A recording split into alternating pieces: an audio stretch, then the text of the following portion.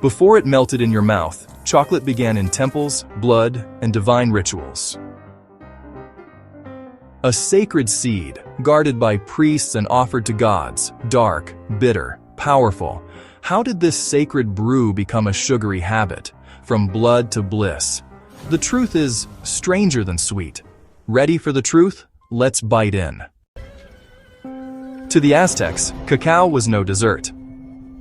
It was a sacred link to the gods.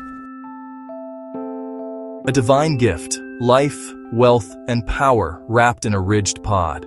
Inside, bitter seeds with a future sweeter than anyone imagined. Cacao bought cloaks and food, coins without the jingle. Whisked to a foam for ceremonies, not dessert, devotion.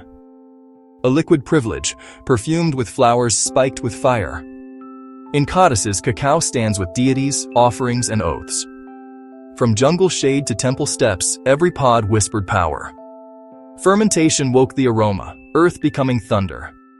A drink to steady the hand, to speak with gods, to seal what mattered. They called it life. They treated it like breath. A sacred link, bitter and beautiful. Before a human sacrifice, captives drank cacao, their final sip before eternity. A last taste, bitter foam, smoke, and spice. Flames licked the dark, and the gods were watching. Montezuma drank 50 cups a day, so the chronicles say. Chili for heat, vanilla for perfume, every cup a mood. An empire of energy, one sip at a time. Royal blood ran on cacao, symbol met liquid, power met ritual. A mingle of life and offering, meant to move the heavens. Warriors sipped courage, foam on the lip, fire in the chest, rituals stitched time. Heartbeat to heartbeat. Cacao steadied hands, sealed vows, carried prayers. A final sip, a final breath, a story etched in shadow. But beneath the ritual was a recipe, older than sugar, bolder than memory. This is the original Xocoatl. Forget hot cocoa. This was cold, bitter, and fiery. Cacao ground to a paste, heavy, fragrant, alive. Chili for heat, maize for body. A warrior's breakfast, poured for foam, because foam was glory, served cold. A wake-up call that heated the blood and stirred the soul, bitter, smoky, spicy, an acquired devotion, not a dessert, a discipline.